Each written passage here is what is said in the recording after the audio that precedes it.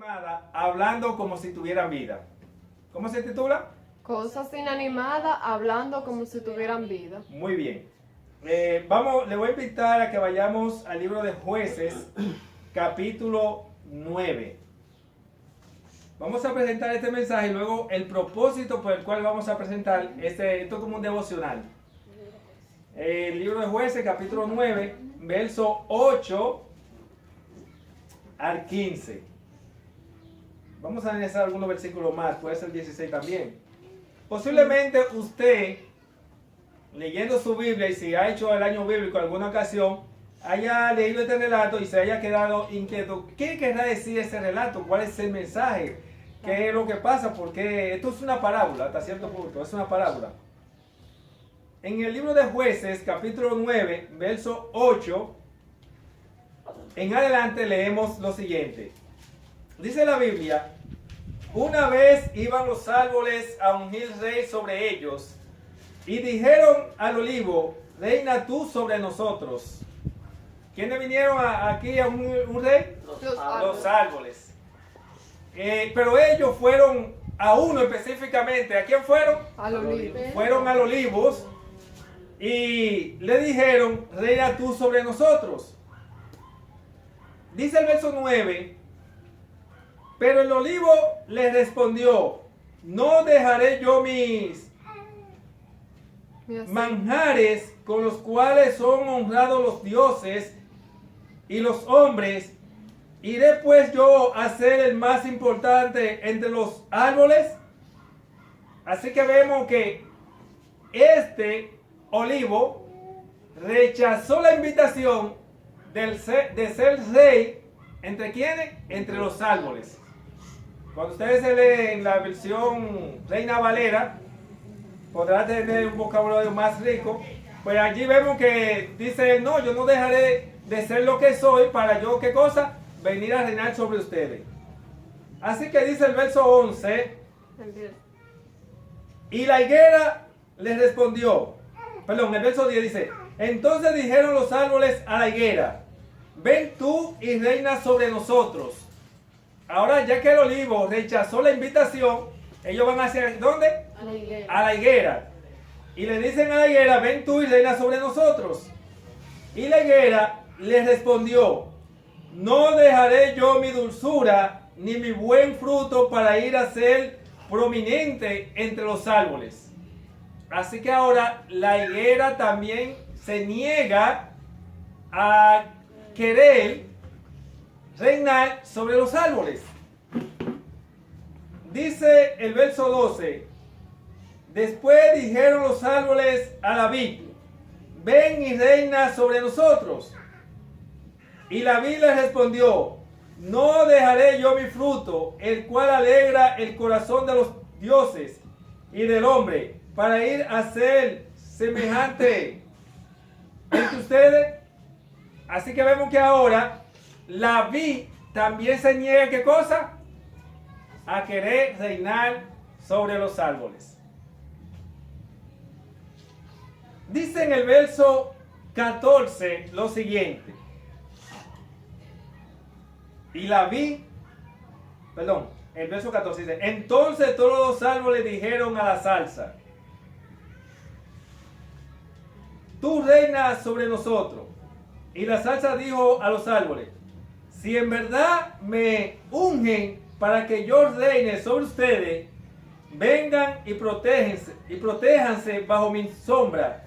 Y si no, que salga fuego de la zarza y consuma a los cedros del Líbano. Aquí vemos lo siguiente: ¿por qué se emplean estos tres árboles primero? Lo que es el olivo, la higuera y la vid. Resulta ser que en Israel la vid es el olivo era el árbol más apreciado. Y como era el más apreciado, el más importante, se toma ahora en este orden el olivo por la gran importancia que tenía y el gran beneficio que los hombres podían obtener a través de ese árbol. El segundo árbol en importancia resultaba ser que era la higuera. y también le aportaba grande beneficio a lo que era a los hombres. Y en tercer lugar, la vid. Dicho sea de paso, Jesús utilizó una parábola con relación a lo que es la vid. Así que entonces, en tercer lugar, ¿quién era el que estaba? La vid. Pero aquí nosotros notamos que ese árbol, el olivo, que era el más importante, se negó. La higuera, que le seguía en orden, y luego la vid, decidieron qué cosa, no reinar más. Pero dice que ellos fueron a la zarza y le dijeron a la zarza, reina tú sobre nosotros. ¿Usted se acuerda? ¿A qué le recuerda usted la zarza? A Moisés. A Moisés, ¿verdad? ¿Se acuerda cuando dice que Moisés vio una zarza que ardía, pero no se consumía, y él trató de acercarse a la zarza, pero escuchó una voz que dijo qué cosa?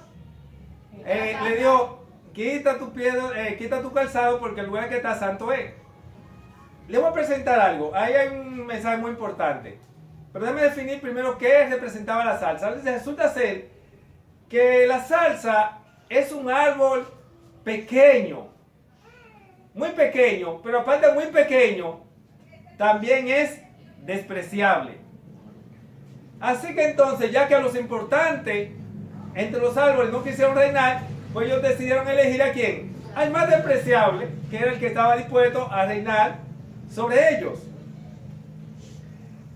Dicho sea de paso, en el caso del relato de Moisés, cuando vio la zarza, se presenta esta zarza, pero en un contexto diferente. Allí la lección que tenemos es que como la zarza era lo más despreciable y no tenía apariencia ni nada por el estilo, pues Dios decidió glorificarse a través de lo más sencillo y lo más humilde. En este caso, en el contexto de la zarza. Ahora, vamos a hablar ahora en este contexto. ¿Se ha hecho usted la pregunta, cuántos de ustedes han leído este relato en alguna ocasión? ¿No se acuerda de ese relato? Yo cuando la leía, La salsa. Este de aquí, sí, de estos árboles, que fue de esta parábola, donde fueron los árboles, y entonces pasó este evento. Cuando leí este relato, yo decía, ¿qué representa eso? Pero resultó ser que era el tiempo de los jueces. En los tiempos de los jueces, usted se acuerda que el pueblo de Dios vivía en oscuridad. Dice el relato de la historia de los jueces, cuando usted va a la introducción, que era un tiempo cuando cada cual hacía lo que mejor le parecía. Era una generación que no había conocido a Dios ni la obra que Dios había hecho en ellos, en su antepasado. Así que bajo este contexto, Dios en algunos tiempos, ocasiones, Dios decidió manifestársele también al pueblo y hacer alguna proeza. Entre eso, hubo un hombre que es muy famoso en el relato de los jueces, entre los muchos famosos que hay, y era Gedeón. Gedeón, en cierta ocasión, mientras estaba allí a escondidas, recogiendo algunos frutos que tenía sembrado, estaban sembrados a escondidas, y lo estaban recogiendo a escondidas porque venían las naciones que lo tenían oprimido, esos merodeadores, y estaban recogiendo eso allí. Dios se le aparece ese ángel, y el ángel de Jehová, y comienza entonces a hablar con Gedeón, y ya nosotros conocemos la historia. ¿Cuál fue el resultado? El resultado fue que Dios le dio una gran victoria a Gedeón, ¿cierto? Y a través de esa gran victoria, el pueblo, miren, Gedeón era un hombre que pertenecía a una clase, a una familia despreciable. Dios decidió tomar esa familia despreciable para glorificarse en Israel a través de Gedeón. Es decir, que Gedeón era un hombre que figuraba en Israel como un don nadie. Pero en la hora en que Dios vino y se encontró con Gedeón, y Gedeón con Dios, Gedeón tomó una influencia diferente. Gedeón comenzó a ser famoso, y al ser famoso se presenta esta parábola. ¿Qué pasó aquí en la parábola? Aquí, ¿qué representan los árboles? Los árboles que van ante estos tres árboles, que luego aparece un cuarto, ¿verdad? Representa el pueblo de Dios. ¿Qué representa? El pueblo de Dios. Los árboles representan al pueblo de Dios. El olivo, que era el árbol más importante de aquel entonces, está representado por Gedeón, porque Gedeón era el hombre más importante que había ¿dónde? Que había en los tiempos de los jueces en ese entonces. Este que le sigue en segundo está representado por los hijos de Gedeón. Y el tercero está representado por los nietos de Gedeón. Es decir, el pueblo se acerca a Gedeón y le dice a Gedeón: Gedeón, nosotros queremos que tú reines sobre nosotros. Pero cuando ellos van a donde Gedeón para que reine, porque ellos sabían que en Gedeón había una gracia especial, lo veían como un hombre valiente, ellos esperaban, ¿qué cosa? La grandeza de Israel por medio de Gedeón. Pero resulta ser que Gedeón rehusó reinar ¿sobre qué? Sobre Israel. Gedeón le dice: yo no necesito reinar sobre ustedes, yo no quiero reinar sobre ustedes. Jehová es vuestro rey. Ustedes se acuerdan que en Deuteronomio Dios le había dicho a Moisés que el pueblo iba a pedir un rey. Y Dios sabía, Dios no estaba de acuerdo con esa decisión. Pero Dios le dijo: mira, lo van a pedir, pero cuando lo pidan, los requisitos para tener tal rey van a ser esto. Y allí en Deuteronomio nos dio la descripción de cuáles son los requisitos para ser rey. Así que lo podemos ver como uno de los primeros intentos del pueblo de Dios por querer establecer rey. No se dio porque este hombre humildemente decidió rechazar la posición de Dios en un sentido. Así que Gedeón decidió no aceptar la posición de rey, gobernar sobre el pueblo de Israel.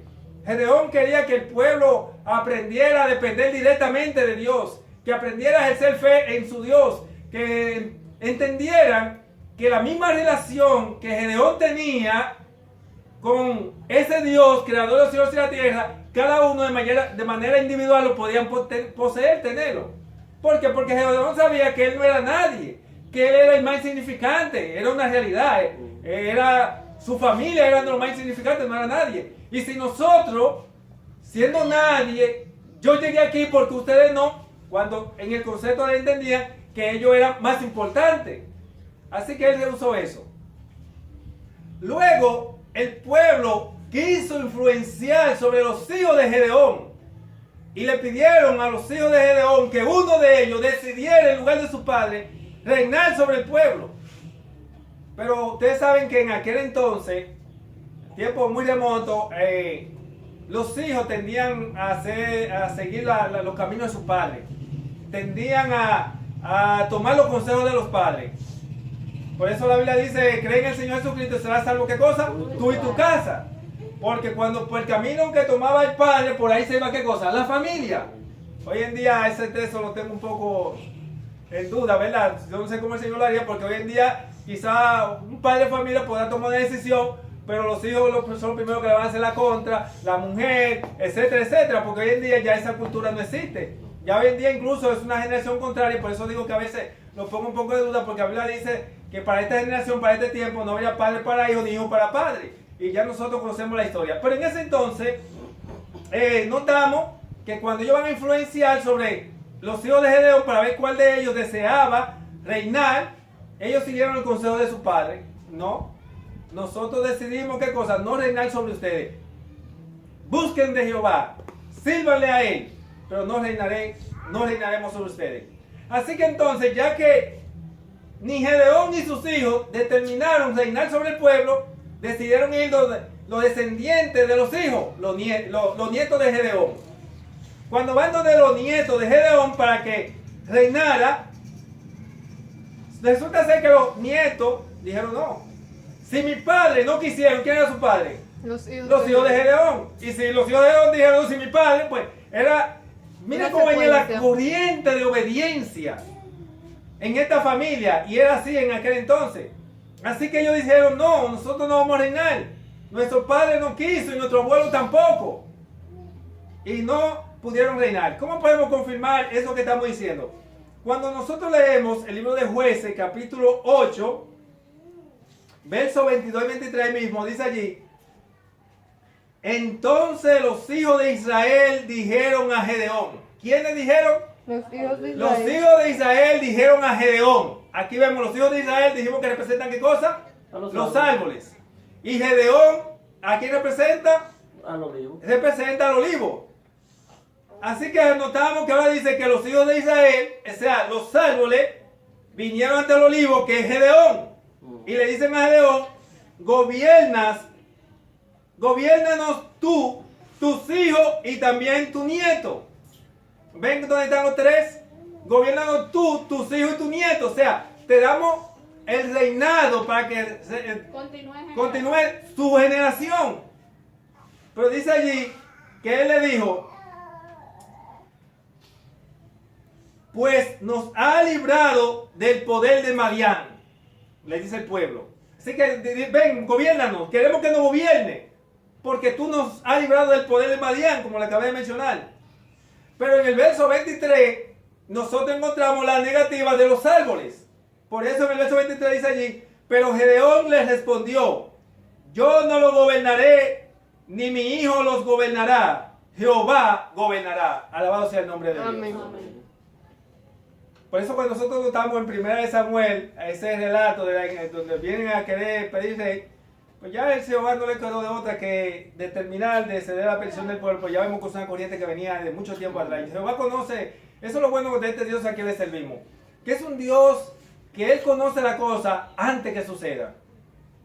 No antes que suceda, aún antes de nosotros venir a la existencia, ya Dios conoce todos nuestros pasos. Es tremendo esto que estamos diciendo. Entonces, como Gedeón rechazó la invitación, ¿sabe qué pasó? Dice que los hijos de Israel fueron ante un hombre que él era un malvado. ¿Usted sabe quién es ese hombre? Abimelech. Le llaman, ¿cómo? Abimelech. Abimelech. Muy bien. Por eso te va a notar que Abimelech está representado por la zarza, que era pequeño. En este caso la pequeña está representada porque no tenía la gracia de Dios. Quien no tiene la gracia de Dios no es nadie. Era un despreciado. ¿Por qué era un despreciado? Porque era un hombre malo. Y la gracia de Dios no puede estar con un hombre, ¿qué cosa? Malo. Malo, que son gente que planifican el mal. Así que por eso nosotros notamos que dice allí en el verso 16, ahora pues, si han actuado rectamente y con verdad al haber constituido por rey Abimelech, y si han procedido bien como Nedú-Baal y con su casa, o si lo han recompensado de acuerdo a la obra de su mano, ya que mi padre luchó por ustedes y expuso su vida para librarnos del poder de Madián. Sin embargo, ustedes hoy se han levantado contra la casa de mi padre y han asesinado sobre una piedra a sus hijos, 70 hombres, y han puesto por rey a Abimelech, hijo de su sierva, sobre los señores de Siquem, pues él es su hermano. Bueno, la lectura un poco largo. Aquí nosotros notamos que este hombre, Abimelech, para poder reinar sobre Israel, ¿qué comenzó a hacer? Vino y mató a los 70 hermanos de él. Dice que mató allí a los hijos de Gedeón para poder reinar, y fue algo tremendo lo que pasó allí. Así que aquí ahora, a través de este relato, nosotros notamos que este hombre reinó, y si usted conoce el relato de Abimelech, ¿qué pasó? Pues lamentablemente no fue un buen rey. El pueblo no pudo tener la gracia de Dios ni la bendición de Dios, porque realmente era un árbol despreciable, y este era un hombre despreciable porque no era un hombre guiado por el Espíritu, ni él estaba dispuesto, como Gedeón, dejarse guiar por el Espíritu. Ahora bien, el propósito por el cual he presentado este mensaje, o sea, esta parábola, entre las muchas lecciones que podemos sacar, que ya dejando esta parte como mensaje, parte principal es que nosotros tenemos que tomar el consejo de Gedeón, que era que él quería que el pueblo aprendiera ¿qué cosa? A depender enteramente de su Dios. El hombre no fue creado para estar dependiendo de nadie. Adán y Eva fueron creados ¿qué cosa? Ente libre. Y nosotros, dice que nosotros fuimos creados a la imagen y semejanza de Dios. ¿Cómo es Dios? Dios no es libre. Dios creó al hombre libre. Y el hombre fue creado para ser libre. Por eso usted notará que de una forma u otra, el sistema del príncipe de la tiniebla busca la manera de que usted no sea un ente libre, que usted tenga que depender de algo. Pero los gente libres viven por la fe en Cristo Jesús. Amén. Ahora bien, hay un principio que aparece, que quiero resaltar, doctrinal, en cuanto a lo que es esta parábola. cuando dice que los árboles fueron ante este olivo, la higuera y la vid, y luego llegan a la zarza, nosotros notamos árboles caminando, ¿cierto? Porque fueron. Vemos árboles tomar decisión, ¿cierto? Porque toman la decisión de ir. Vemos árboles hablando. Pero nosotros sabemos que los árboles, ¿qué cosa? No caminan, ni hablan, ni pueden tomar decisiones. Es un principio importante porque en la Biblia hay un principio de interpretación hermenéutico que debemos tenerlo bien claro porque puede servir para confusión de muchos. Por eso este tema lo he titulado Cosas inanimadas, hablando como si tuvieran vida. Ustedes saben que los árboles son cosas inanimadas, pero lo vemos aquí hablando como si tuvieran vida. Más sin embargo, es bueno que usted sepa que en las escrituras no es cosas extrañas ver cosas inanimadas hablando como si tuvieran vida. Quiero en este mensaje presentar 3 ejemplos. Y el primero ya lo presentamos en los árboles. Cosas inanimadas hablando como si tuvieran vida. Otro ejemplo que queremos presentar se encuentra en el libro de Génesis, capítulo 4, en un relato muy conocido por cada uno de nosotros. Dice allí en el capítulo 4 del libro de Génesis, en el versículo 9 y 10, aunque el énfasis es el 10, dice allí: Jehová preguntó a Caín, ¿dónde se encuentra tu hermano Abel? Y él contestó, no sé, ¿acaso soy yo el guarda de mi hermano? Y el verso 10, que es el énfasis que va con este mensaje, dice allí: entonces Jehová le dijo, ¿qué ha hecho? La voz de la sangre de tu hermano clama a mí desde la tierra. Le voy a hacer una pregunta. ¿Usted ha visto alguna vez a la sangre hablando? No. Pero Jehová dijo, la voz de la sangre de tu hermano Abel clama a mí desde la tierra. Abel ya estaba muerto y los muertos no hablan. Y si bien es cierto que la sangre quedó sobre la tierra, ¿cómo podía la sangre hablar? Estas son formas de expresión bíblica de manera metafórica que se emplean en las escrituras para transmitir una idea. ¿Y por qué presento este texto bíblico más el anterior? Porque hay uno que le ha dado mucha fuerza a lo que es la doctrina de la inmortalidad del alma, que es la que se encuentra en el libro de Apocalipsis, capítulo 6, me parece que vamos a confirmar. En el libro de Apocalipsis, capítulo 6, precisamente, en el verso 9 y 10, aparece lo siguiente. Dice, cuando abrió el quinto sello, miré debajo del altar a las almas de los que le habían dado muerte por causa de la palabra de Dios y por el testimonio que tenían del Cordero. Aquí sabemos que este texto bíblico está haciendo alusión a ¿qué? A los millones de cristianos que fueron muertos por el sistema papal. Así que los millones de cristianos que fueron muertos por el sistema papal en aquel entonces, y podríamos decir más allá, porque también vemos la sangre de los profetas, tenemos la sangre de los apóstoles y de muchos otros santos que murieron. Y dice aquí Juan que él vio la sangre él dice aquí que él vio las almas de los que habían sido decapitados por causa de la palabra, y dice el verso 10, que clamaban en alta voz y decían, ¿hasta cuándo, Jehová, santo, verdadero, has de juzgar y demandar nuestra sangre de los que habitan en la tierra? Aquí nosotros notamos que vemos cosas inanimadas. ¿Usted ha visto un muerto caminando? Como usted no ha visto un árbol caminando, tampoco ha visto un muerto caminando. ¿Usted ha visto un muerto hablando? No. Así como usted no ha visto un árbol hablando, tampoco ha visto ¿qué cosa? Un muerto hablando. Ni la sangre. Pero así también, gracias Chari, así mismo, como usted no ha visto a la sangre clamar y está clamando, en este versículo se presenta el mismo principio. Y este es un mensaje importante porque debe llegar a todo el mundo. Este es un mensaje que el mundo debe de entender, que hay mucha confusión Porque una vez le dicen, mira, la Biblia dice que las almas estaban clamando ante Dios. Pero es un engaño, porque va a ser la base principal, la zapata, por la cual el mundo entero quedará enredado en lo que es, ¿qué cosa? El espiritismo y el último gran engaño, que va a ser lo que va a inducir a que el mundo acepte la ley dominical de manera, primeramente va a venir de manera como social, de cada familia y luego obligatoria, pero va a ser aceptado en base a ¿qué? A una falsificación de ese texto bíblico. ¿Y por qué? Porque habrán personas que ya habían muerto, que tomarán forma humana, se le van a presentar a sus seres queridos y le dirán, en verdad, el Señor me ha enviado para decirte que Él cambió el sábado por el domingo como día de reposo. Por eso es bueno, mi amigo querido, que ustedes entiendan, porque sé que este mensaje, más que para ustedes, son para los que lo van a ver a través de este medio. Es bueno que entendamos que la palabra de Dios no se contradice.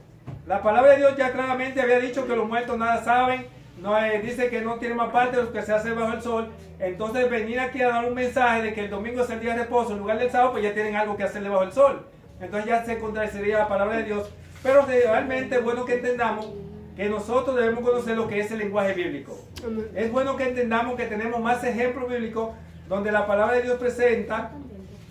En una ocasión el libro de Ezequiel presenta que una vez vinieron los cedros y también estuvieron hablando, etcétera, etcétera. Es bueno que entendamos que para que no nos dejemos engañar sobre este engaño, la cual hace muchos años que fue establecido la ley dominical. Aparte de eso, hace muchos años que se ha introduciendo de que los muertos sí pueden hablar, y personas que han dado hasta testimonio y testificado de que los muertos hablan. Aunque sabemos, como adventistas y de la Reforma, ¿qué cosa? Que son demonios que toman forma humana y hacen ese tipo de obras. Amén. Así que quiere el Señor bendecirnos a cada uno de nosotros, y de manera muy especial, como les mencioné, quería compartir con ustedes el caso de Jueces capítulo 9. ¿Por qué aparecen los árboles hablando y eligiendo a esos personajes? Así que dos cosas que queremos que quede claro al concluir. Primero, que estos árboles se representan el pueblo de Israel. Que el olivo, ¿a quién representan? A Gedeón. ¿Y la higuera, ¿quién representa? A los hijos. ¿Y la viña, quién representa? A los nietos. A los nietos. Y la salsa está representada Abimelech. por Abimelech, que era el despreciado. Y el segundo principio, que esperamos que se quede pendiente, que sé que eso sí ya lo tenemos trillado, como dicen por ahí, lo enseñamos, es el principio que es el más importante para los de afuera, para los que están en ignorancia, que es que en la Biblia no es extraño ver cosas inanimadas hablando como si tuvieran vida. Así que Dios nos bendiga a cada uno de nosotros, y que la gracia de nuestro Señor Jesucristo pueda ser para con cada uno de ustedes. Dios le bendiga. Amén.